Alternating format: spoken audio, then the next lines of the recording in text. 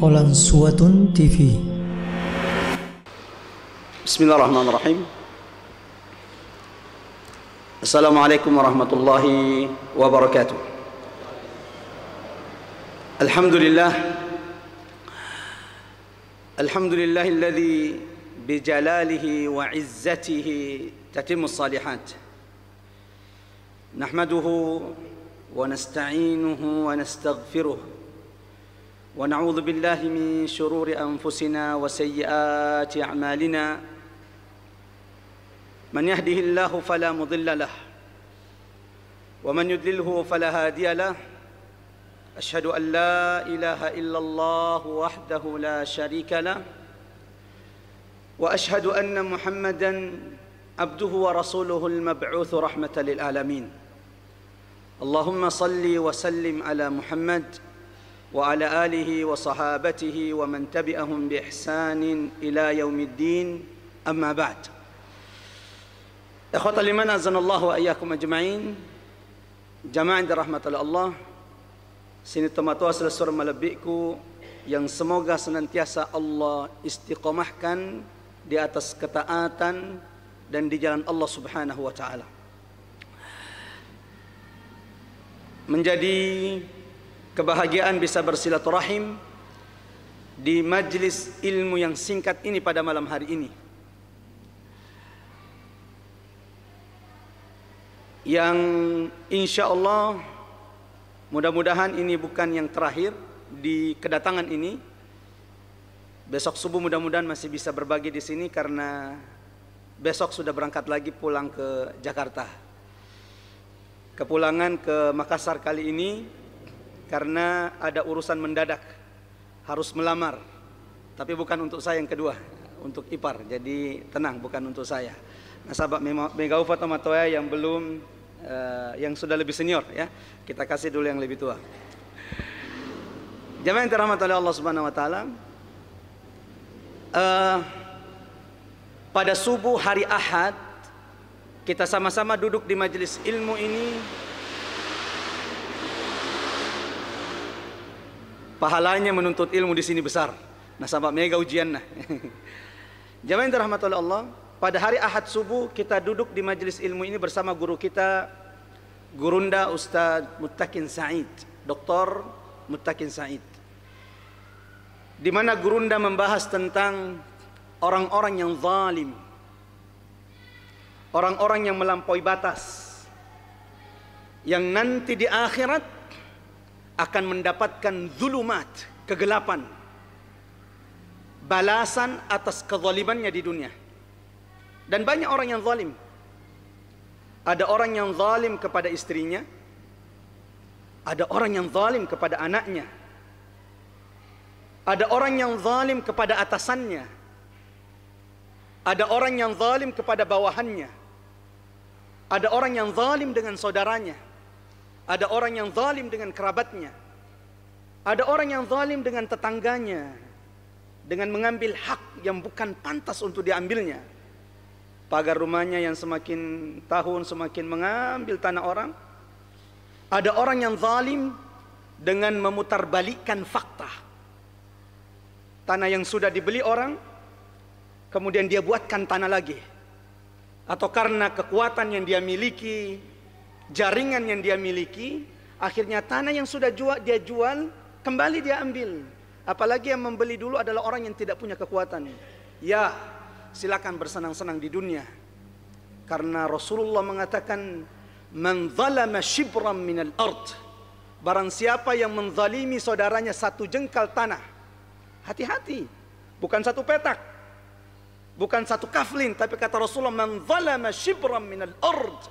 Barang siapa yang menzalimi saudaranya satu jengkal tanah, tuwiqa alaihi min sab'i aradin.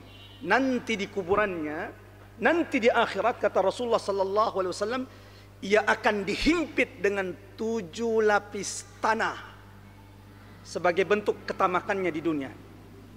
Maka saya nasihati setiap di antara kita untuk hati-hati. Lihat kembali apakah kita pernah menzalimi orang-orang terdekat kita. Jika pernah, segera kembalikan haknya. Segera kembalikan milik orang lain. Karena semua dosa itu akan diampuni Allah kecuali dosa yang berkaitan dengan hak saudara-saudara kita. Jamaah yang dirahmati oleh Allah Subhanahu wa taala, saya sangat menikmati kajian yang disampaikan oleh Gurunda Dr. Muttaqin Said. Saya ketika duduk di sini dan mendengarkan kajian beliau, tiba-tiba saya teringat pertama kali saya mendengarkan Ustadz Muttaqin atau Dr. Muttaqin Said ceramah di depan saya. Waktu itu kira-kira saya masih kelas 1 kalau tidak salah, di 77. Bekas-bekas nakal di kampung masih terbawa di pesantren. Suatu saat, karena dulu rumahnya Ustadz Landre Said itu rumah panggung, di bawah rumahnya beliau ada satu kamar, namanya komas, kolong masjid. Karena rumah Ustadz Landre Said itu juga jadi tempat makan, tempat sholat. Makanya anak-anak biasanya gatal-gatal. Karena yang habis dipakai makan, cepat-cepat dibersihkan, masih basah-basah kita pakai sholat.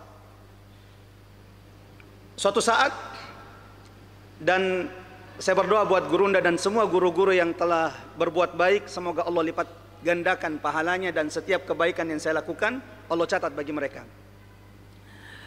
Saya masih ingat sampai hari ini saya belum pernah menemukan ada laki-laki yang belum menikah saghaddul basar beliau, yang menundukkan pandangan seperti Gurunda Ustadz Muttaqin. Sampai hari ini saya belum menemu. Dulu sebelum menikah dan sampai hari ini beliau sangat menjaga pandangannya. Makanya beliau anaknya banyak, karena itu kaedahnya. Ternyata kenapa Rasulullah perintahkan kita menundukkan pandangan, nasaba iya roselo edek na jaga pandanganna, selok naita makunrai bukan mahramnya, itu akan berpengaruh juga sampai kepada seksualitasnya.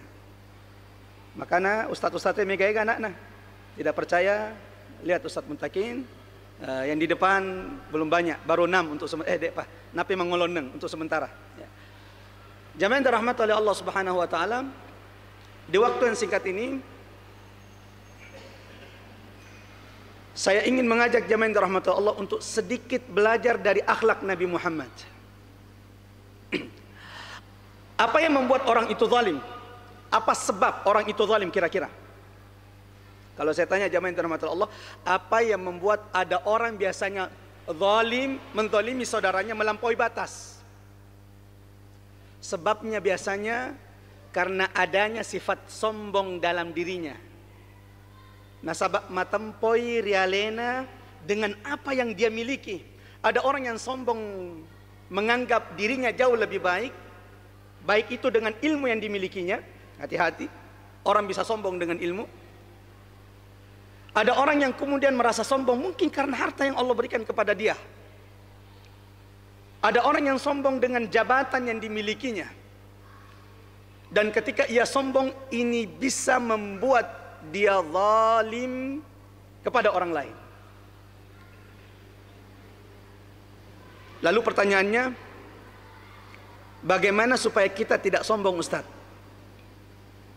Jawabannya adalah tawadu, rendah diri. Belajar untuk rendah diri dengan apa yang kita miliki. Dan pada kesempatan kali ini insyaallah saya ingin mengajak jamaah yang dirahmati Allah untuk mendengar bagaimana tawaduknya Nabi Muhammad, bagaimana rendah dirinya Nabi Muhammad, manusia yang paling baik. Adakah manusia yang lebih baik dari Muhammad? Nabi Muhammad sallallahu alaihi wasallam? Tidak ada. Imamul anbiya'i war rusul, pemimpin para nabi dan rasul. Apalagi sudah diampunkan dosa-dosanya yang telah lalu dan akan datang. Tapi demi Allah jamaah yang dirahmati Allah, tidak ada orang yang paling rendah diri, rendah hati dari Nabi Muhammad sallallahu alaihi wasallam. Itu yang harus kita pelajari.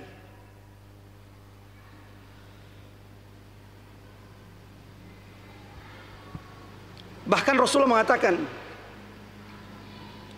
ma tawadha'a 'abdun lillah, barang siapa yang merendahkan dirinya, barang siapa yang tawadu karena Allah, apa kata Rasulullah? rafa'ahullah, maka Allah akan meninggikan derajatnya. Jadi siapapun yang semakin merendahkan dirinya di sini, baik dia ada hartanya yang banyak atau jabatannya, tapi ketika dia merendahkan dirinya karena Allah, saat itu Allah akan meninggikan derajatnya. Sebaliknya, barang siapa yang merasa lebih baik dengan apa yang dimilikinya, maka saat itu pula ia semakin kecil di hadapan Allah Subhanahu wa ta'ala. Jamaah yang dirahmati oleh Allah, kita ingin mendengar bagaimana tawaduknya, bagaimana rendah dirinya Nabi Muhammad sallallahu alaihi wasallam. Yang pertama, di antara bentuk ketawaduan, kerendahan hati Nabi Muhammad sallallahu alaihi wasallam, Nabi Muhammad tidak membeda-bedakan sahabatnya, baik yang kaya maupun yang miskin. Nabi Muhammad sallallahu alaihi wasallam mendatangi semua undangan. Bahkan Rasulullah mengatakan, walau du'itu ila qura'in, seandainya saya diundang ke sebuah undangan hajatan, tidak ada makanan di sana kecuali kuah-kuah sedikit saja, la ataituha, maka sungguh saya akan mendatanginya. Kan biasanya ada orang kalau diundang, dilihat dulu undangannya, siapa yang mengundang. Ku tahu engkau mengundang, ini farlu deh, dahulukan dulu ini. Tapi jika kerabat yang sepertinya paling juga nanti kalau kita undang, ya saya ikut mironaun.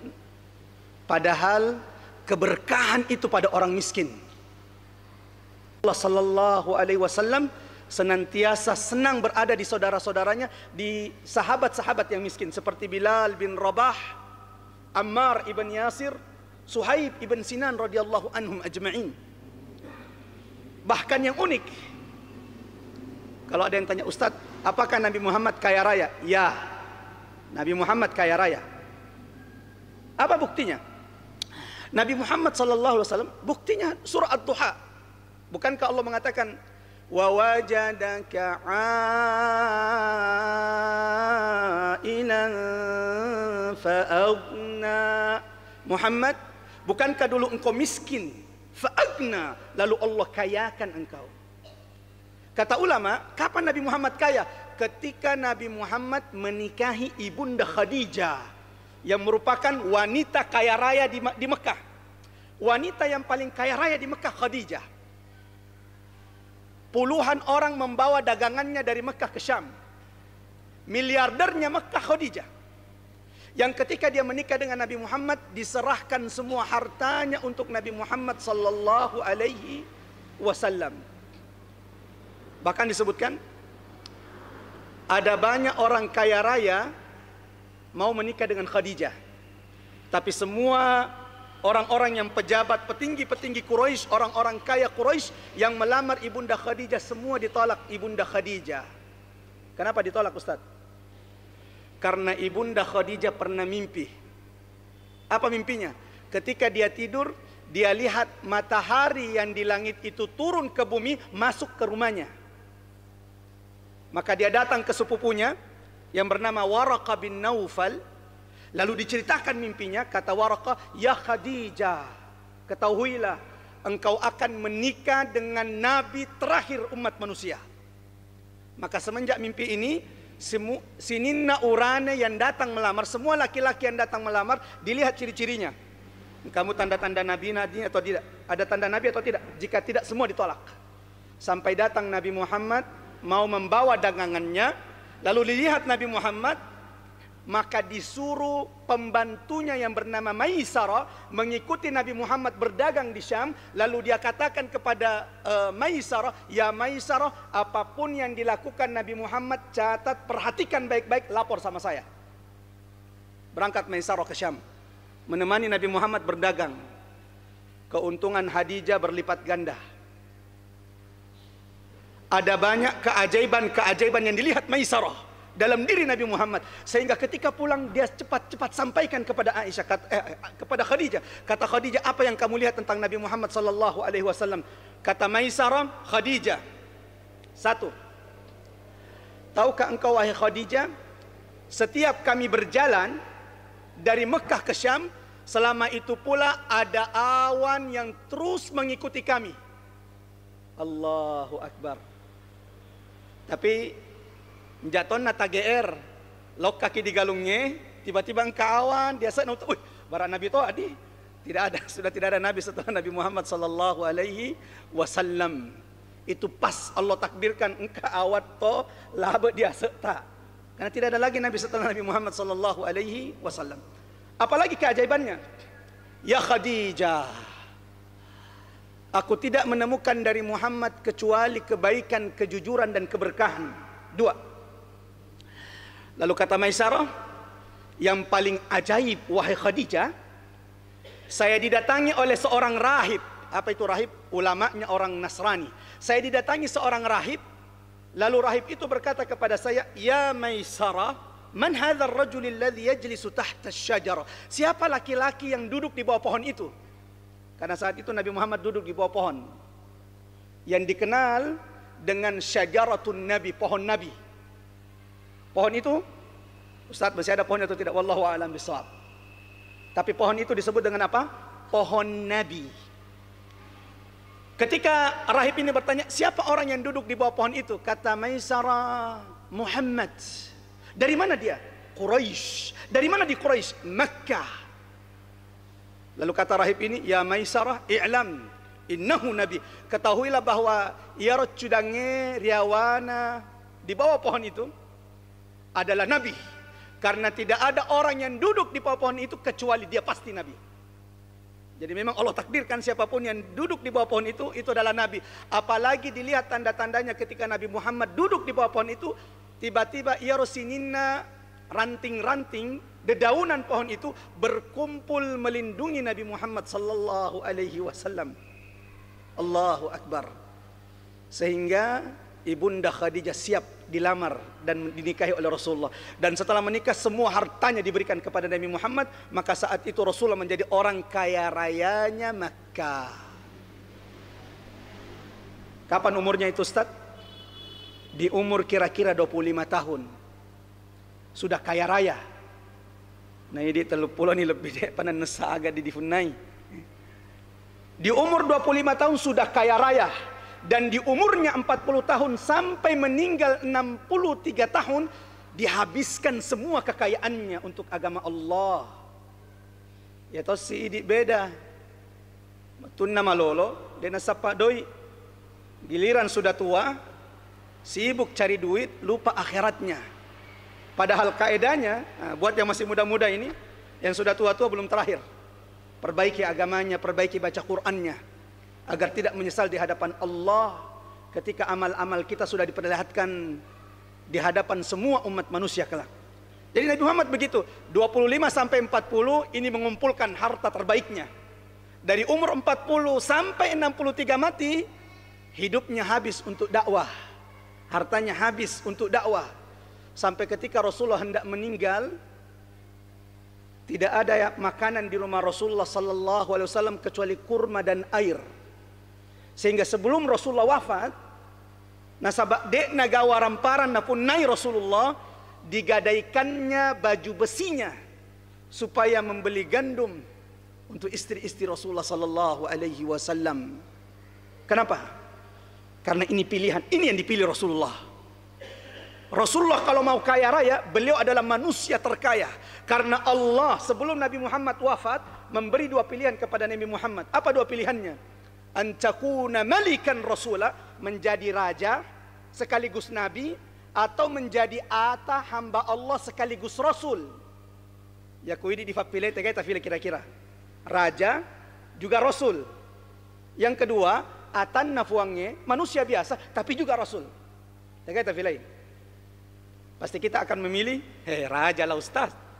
Nabi Topa, Raja Tonni. Dan itu sedikit. Di antaranya Nabi Sulaiman, raja, dia juga nabi. Tapi apa yang dipilih oleh Rasulullah? Abdullahi wa rasuluh. Karena Rasulullah memilih hidup sederhana. Bahkan doanya Nabi Muhammad, apa doanya Nabi Muhammad? Allahumma ahyini miskina. Ya Allah ya Allah hidupkan aku dalam keadaan miskin. Wa amitni miskina, matikan juga aku dalam keadaan miskin. Wahsyurni ma'al masakin, dan nanti di hari kiamat ketika engkau bangkitkan manusia, kumpulkan aku dengan orang-orang miskin. Bukan berarti juga ini saya suruh miskin semua, tidak. Karena banyak juga sahabat-sahabat Rasulullah kaya raya. Ada Uthman ibn Affan di perang Tabuk menyumbangkan 900 ontanya. Nah, desanya saya di onta sekarang kurang lebih 100 juta harganya. Itu yang kualitas bagus. Berapa unta yang disumbangkan Utsman di perang Tabuk? 900 unta. Ada sahabat Abdurrahman bin Auf. Oh, ini miliarder juga ini. Tapi tahukah kita apa yang dilakukan dengan kekayaannya? Sepertiga janda-janda di Madinah itu Abdurrahman bin Auf yang biayai hidupnya. Sepertiga orang miskin di Madinah itu Abdurrahman bin Auf yang memberikan makan. Sepertiga anak yatim di Madinah, dan semua istri-istri Rasulullah yang menanggung hidupnya adalah Abdurrahman bin Auf. Karena bagi sahabat, kekayaan itu bukan dengan menampung harta, tetapi kekayaan itu adalah ketika engkau memberikan hartamu sebanyak-banyaknya di jalan Allah Subhanahu wa taala, karena harta yang engkau belanjakan di jalan Allah itu kelak yang engkau akan lihat di hadapan Allah. Lanjut.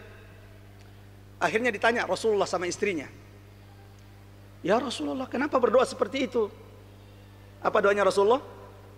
"Hidupkan aku dalam keadaan miskin, terus matikan aku dalam keadaan miskin. Yang ketiga, kumpulkan aku di akhirat bersama orang-orang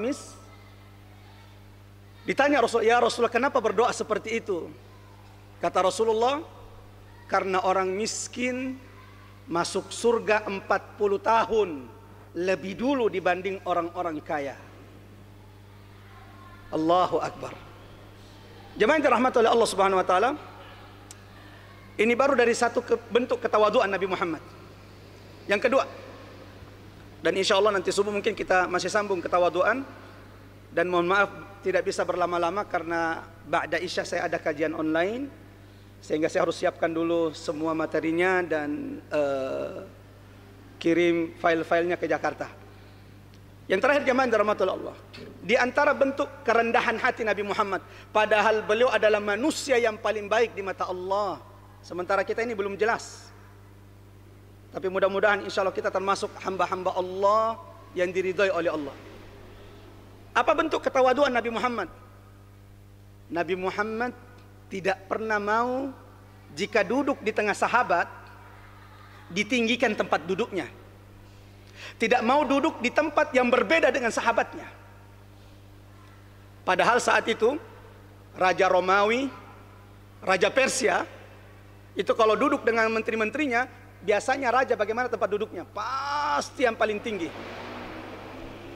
Sementara Nabi Muhammad SAW, Allahu Akbar, di antara bentuk kerendahan hatinya, ketawaduannya, jika duduk di tengah sahabat-sahabatnya, beliau tidak membeda-bedakan tempat duduknya. Bahkan kata Abu Hurairah radhiyallahu an, suatu hari datang orang Arab Badui. Apa itu Arab Badui? Arab pole di bulu bukan berarti ini. Karena di Arab itu kan banyak gunung-gunung. Ada datang orang Arab Badui masuk ke majelis Rasulullah, berdiri di depan Rasulullah. Lalu kata orang Arab ini, "Aina Muhammad?" Yang mana dibilang Muhammad? Padahal Nabi Muhammad ada di depannya. Kenapa? Nabi Muhammad ketika duduk di depan sahabat-sahabatnya tidak membedakan tempat duduknya. Sampai datang sahabat kepada Rasulullah, "Ya Rasulullah, bagaimana jika kami buatkan bagimu tempat duduk yang berbeda, sehingga jika ada orang asing yang datang, mereka bisa mengetahui yang mana Rasulullah sallallahu alaihi wasallam." Untuk malam ini saya tutup dengan perkataan Ali bin Abi Thalib radhiyallahu an, "Ya ibna Adam, wahai anak Adam, apa yang kamu banggakan dari dunia? Wahai cucu Adam, apa yang kau banggakan dari dunia? Awwaluha buka." Dunia awalnya adalah tangisan. Betul atau tidak? Ada yang ketawa-ketawa di sini ketika baru lahir? Pas lahir, saleke-leke. Tidak, semua orang pasti menangis ketika pertama kali ia dilahirkan. Kata Ali bin Abi Thalib, Apa yang kau banggakan dari dunia ini? Awaluha buka, awalnya adalah tangisan. Wa awsatuha ana, pertengahan. Kalau awalnya adalah tangisan, pertengahan dari dunia ini adalah kesusahan. Laqad khalaqnal insana fi kabad. Kami telah ciptakan manusia dalam keadaan bersusah-susah. Jadi kalau ada yang mau istirahat, bukan dunia tempatnya, salah tempat Ki. Kalau mau istirahat, kuburan, surga Allah Subhanahu wa ta'ala bagi orang yang beriman. Sementara dunia ini tempat bersusah-susah. Orang baik bersusah-susah dengan kebaikannya. Seperti kita hari ini, Masya Allah, duduk di majelis ilmu, ini tidak gampang. Ini kalau tidak dilembutkan hatinya oleh Allah, duduk di majelis ilmu, ini berat. Makanya duduk di majelis ilmu itu pahalanya juga dahsyat. Apa pahalanya? Ada malaikat yang mendoakan mereka yang duduk di majelis ilmu. Satu. Yang kedua, ketika mereka berdiri pulang ke rumahnya masing-masing setelah majelis ilmu, dosanya diampunkan oleh Allah Subhanahu wa ta'ala.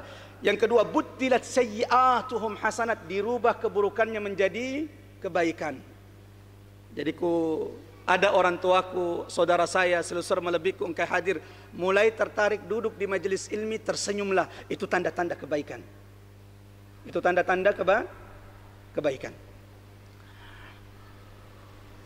Dunia, kata Ali bin Abi Thalib radhiyallahu an, awalnya adalah tangisan. Kedua, pertengahannya adalah kesusahan. Jangan dikira yang bermaksiat itu tidak susah.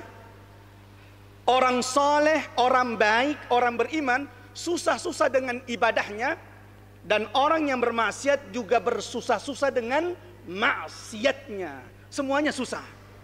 Bedanya ia roda sengi maksiat, yang berzina contohnya. Jangan dikira orang yang berzina itu tidak susah. Susah dia sembunyikan, susah kalau sudah ketahuan sama istrinya. Semua pasti susah, karena tabiat fitrah dunia ini adalah susah-susah. Orang baik bersusah-susah dengan kebaikan, orang buruk bersusah-susah dengan keburukan. Tapi kenapa lebih banyak orang yang kemudian mau bersusah-susah dengan keburukan? Karena keburukan itu dihiasi oleh syaitan, seakan-akan dia baik dan seakan-akan dia nikmat, padahal juga susah juga. Yang terakhir kata Ali bin Abi Thalib, apa yang engkau banggakan dari dunia? Akhiruha fana, yang akhirnya adalah kematian, kefanahan. Kemana Fir'aun yang dulu memiliki istana-istana? Sudah habis sirna. Di mana fulan orang kayanya tempat ini? Sudah tidak ada, sudah meninggal. Dan yang menemaninya di kuburannya adalah amal-amalnya. Yang menemaninya di kuburannya adalah harta yang sedikit yang sudah dia infakkan di jalan Allah Subhanahu wa taala. Sementara harta yang ditinggalkannya, rumahnya, semua harta yang ditinggalkan, asetnya itu akan menjadi pertanggungjawabannya di hadapan Allah Subhanahu wa taala kelak. Dan yang menolongnya adalah infaknya ke pesantren, infaknya ke masjid, biayanya di jalan Allah Subhanahu wa taala. Halaluha hisab. Dunia ini yang halal dihisab, haramuha azab, yang haramnya pasti akan diazab oleh Allah Subhanahu wa ta'ala. Yang kita berdoa jemaah dirahmati Allah, semoga Allah tidak jadikan dunia tujuan terbesar hidup kita. Semoga dunia yang Allah berikan kepada kita tidak menghalangi kita untuk mengenal Allah, tidak menghalangi kita untuk melaksanakan perintah-perintah Allah Subhanahu wa ta'ala. Dan insya Allah akan kita lanjutkan pada salat subuh, masih kepada tentang kerendahan, tawadhu Nabi Muhammad sallallahu alaihi wasallam, agar kita juga diberikan Allah, dianugerahkan Allah akhlak ini. Kita pun bisa rendah hati dengan apa yang Allah berikan kepada kita. Wa sallallahu ala Muhammad wa ala ali Muhammad. Subhanakallahumma wa bihamdik, asyhadu an la ilaha illa anta, nastaghfiruka wa natubu ilaik. Wassalamualaikum warahmatullahi wabarakatuh. Jazakumullahu khairan sudah menonton video ini. Jika bermanfaat silahkan tekan like, share, dan subscribe untuk menunjukkan dukungan antum di channel ini. Ikuti juga informasi kegiatan santri dan alumni di akun resmi Pesantren Pendidikan Islam Darul Abror.